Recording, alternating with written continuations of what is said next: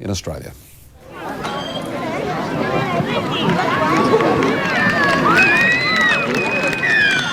First right into Aurora Valley number 14, Aaron Considine, takes the score on to 4. In Russel Crowe's valley, they make milk and mountain men. The local oval is a cow paddock. The local footy team call themselves the Axemen. And today, they're cutting an Aboriginal mob from Kempsey down to size. Well, I mean, I live out in the valley there, you know. I think rugby league is tribal, and I think that's the way it should be dealt with. So it's fine and dandy to have a team in the big smoke. But I think if you live in the bush, you should also tend to your community that's immediately around you. Russel Crowe sponsors the Axemen and a whole lot more. The locals close ranks and protect his privacy. Round here, the critics have only good things to say about the man, his movies, and his music.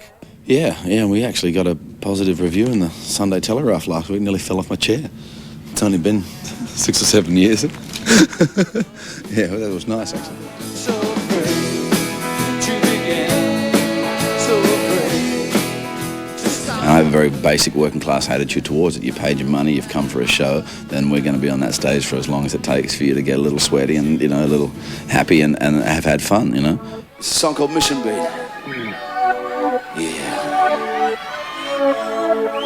Nice and loud, boys, nice and loud. He was making music long before he started making movies, in smoky clubs and pubs. At the Coffs Harbour ex-servicemen's, it's $20 a ticket and standing room only.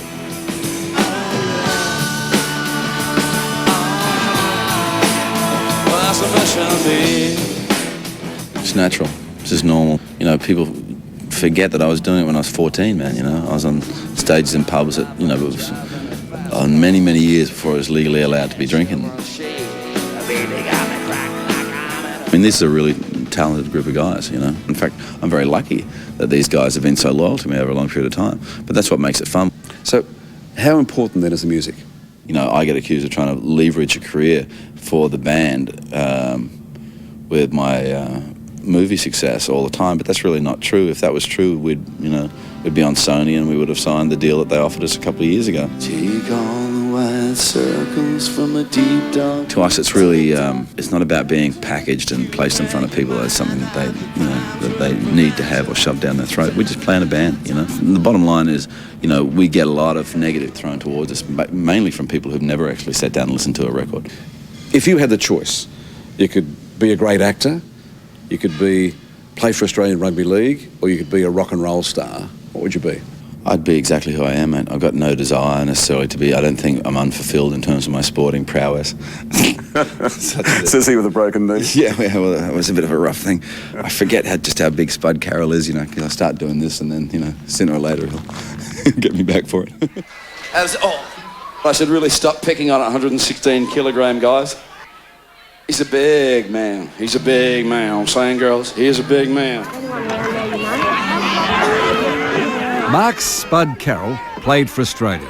Russel's brought him out of retirement and flies him up every weekend to rampage on the paddock for the Axemen. So, Sunday afternoon in the Bush League, there's the football legend, the Hollywood superstar, and Annie Leibovitz, the most famous celebrity photographer in the world. Elegantly decked out, like the locals, in Russel's giveaway beanie and scarf, Miss Leibovitz is here to shoot him acting naturally. Do you really go for a paddle on the Sydney Harbour? Yeah, not every day, but it's just, you know, when we can. I mean, it's fantastic, man. I mean, it's right there. You know, and, mate, if you get up at 6:30 in the morning, you know, that water is like glass most days. And it's just really nice feeling, you know. I'm definitely a young 39 in the way I think. I'm probably more a 25-year-old, really, in most respects. Sitting at 15 sometimes? Yeah. Well, 7.5 this afternoon when I was playing touch with Mark Carroll.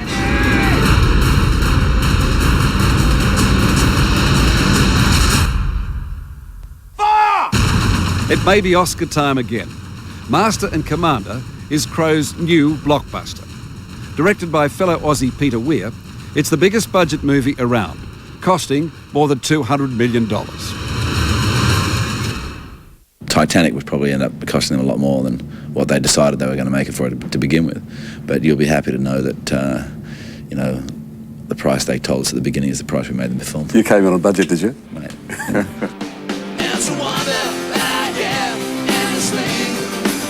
But before he promotes the big movie, he's off to play some fun music. This month, it's the Aussie East Coast. Next month, it's the American Midwest. We've nicknamed this tour the Road to Anywhere because we're not really quite certain where we're going to end up. Is that right? Well, I mean, it's, you know, people say, so where are you going? Oh, well, we start in Alice Springs and we end at Chicago. Thank you. Good night.